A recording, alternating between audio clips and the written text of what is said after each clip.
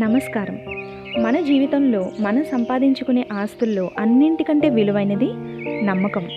నిర్మించుకోవడానికి ఏళ్ళు పడుతుంది, కానీ కూలిపోవడానికి ఒక్క క్షణం చాలు. నమ్మక ద్రోహం.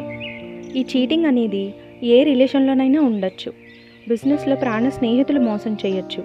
నమ్మిన స్నేహితుడు నీకు తెలియకుండా నువ్వు ప్రేమించిన అమ్మాయిని తను ట్రై చేసి సక్సెస్ అవ్వచ్చు. నమ్మిన భర్తను భార్య మోసం చేయొచ్చు.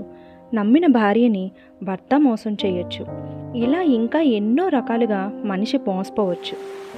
మనం ఒకరిని నమ్మినప్పుడు వారు మనల్ని ఎప్పటికీ బాధ పెట్టరు అని ఒక ధైర్యంతో ఉంటాం.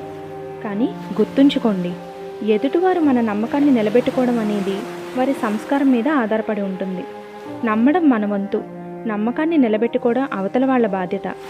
దీని నుంచి బయటకు రావడానికి మీకు రోజులో, గంటలో, నెలలో పట్టొచ్చు. కానీ మిత్రమా, అది మీ తప్పు కాదు. మీరు అమాయకంగా ఉండడం నేరం కాదు, అది మీ గొప్పతనం. మనల్ని మోసం చేసిన వారిపైన పగ తీర్చుకోవాలనిపిస్తుంది, కానీ అసలైన పగేంటో తెలుసా? వాళ్ళని మర్చిపోయి మనం ప్రశాంతంగా ఉండడం. మనం ఎంత బాధపడితే వాళ్ళు అంత గెలిచినట్లు. మన కన్నీళ్లకు విలువలేని చోట మన మౌనమే సమాధానం కావాలి. జరిగిందేదో జరిగిపోయింది, గతాన్ని మనం మార్చలేం. పగ తీర్చుకోవాలి అని మీ టైంని వేస్ట్ చేసుకోకండి. మీ విజయం కంటే పెద్ద ప్రతీకారం మరొకటి లేదు. జీవితం మనకు ఎన్నో పాఠాలు నేర్పుతుంది.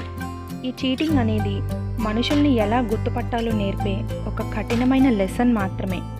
మోసం చేసేవాడు ఆ ఒక్క క్షణం తెలివైనవాడు అనిపించుకోవచ్చు, కానీ వాళ్ళే మీలాంటి ఒక మంచి మనిషిని కోల్పోయారు అని తెలుసుకోలేరు.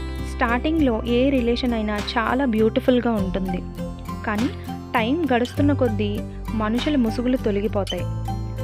అందుకే ఒకరిని పూర్తిగా నమ్మడానికి ముందు కాలాన్ని పరీక్షగా పెట్టండి. నిజమైన వ్యక్తి ఎన్ని అడ్డంకులు ఎదురైనా కానీ మీ నమ్మకాన్ని నిలబెట్టుకుంటాడు. ఒక్కరు మోసం చేశారని ప్రపంచాన్ని నమ్మడం మానేయకండి, కానీ ఎవరిని ఎంతవరకు నమ్మాలో ఒక హద్దును గీసుకోండి. క్షమించండి, కానీ మర్చిపోకండి. వాళ్ళ కోసం కాదు, మీ మనశ్శాంతి కోసం వారిని క్షమించి వదిలేయండి, కానీ వారు నేర్పిన పాఠాన్ని మాత్రం గుర్తుంచుకోండి. ఈ వీడియో మీ మనసుకి కొంచెమైనా ధైర్యాన్ని ఇచ్చిందని ఆశిస్తున్నాను.